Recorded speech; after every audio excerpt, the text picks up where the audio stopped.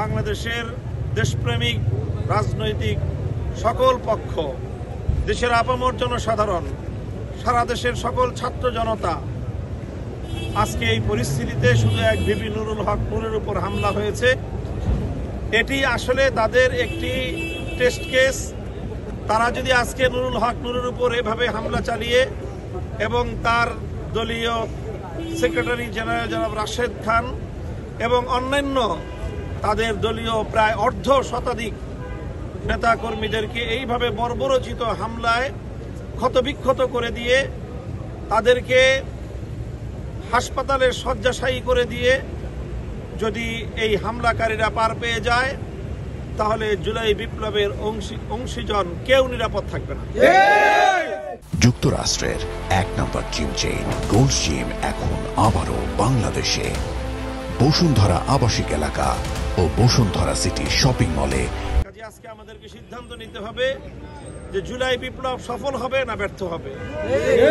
আমরা আমাদের ভাইয়েরা সহস্রাধিক তাজা প্রাণ রক্তের বিনিময়ে যেই ফ্যাসিবাদকে বাংলার মাটি থেকে উৎখাত করেছে, তারা আবার এভাবে 1 বছর অতিক্রান্ত হতে না হতেই আবার সে আগস্টে তারা আমাদের নেতৃবৃন্দকে রক্তাক্ত করে পাল্টা চ্যালেঞ্জ ছুড়ে দিয়েছে।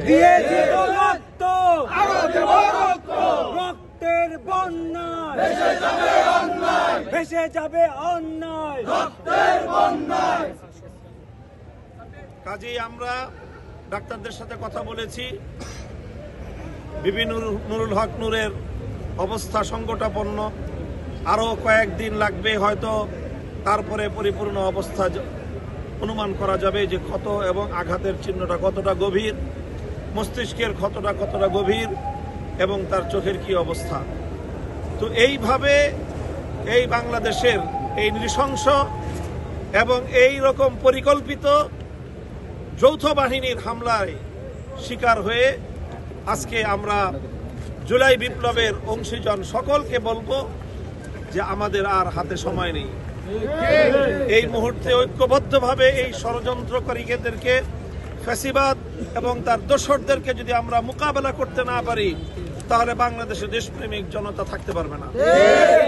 কাজে আজকে আমাদের সিদ্ধান্ত নেওয়ার সময় এসেছে, আমরা এদেশে থাকবো না বাংলাদেশ বিরোধী অন্য কোন শক্তি বাংলাদেশকে শাসন করবে।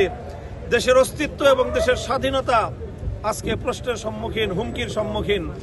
কাজে এই পরিস্থিতি থেকে যদি আমরা ঐক্যবদ্ধভাবে ইনশাআল্লাহ আবার যদি আমরা মোকাবেলা করতে নামি, ইনশাআল্লাহ ফ্যাসিবাদী স্বৈরাচারী শেখ হাসিনা যেভাবে দেশ ছেড়ে পালিয়ে যেতে বাধ্য হয়েছে, তার দোসরদেরও মুখোশ উন্মোচিত হবে এবং তারাও ইনশাআল্লাহ জনতার এই ঐক্যবদ্ধ প্রতিরোধের মুখে তারাও পরাস্ত হবে ইনশাআল্লাহ।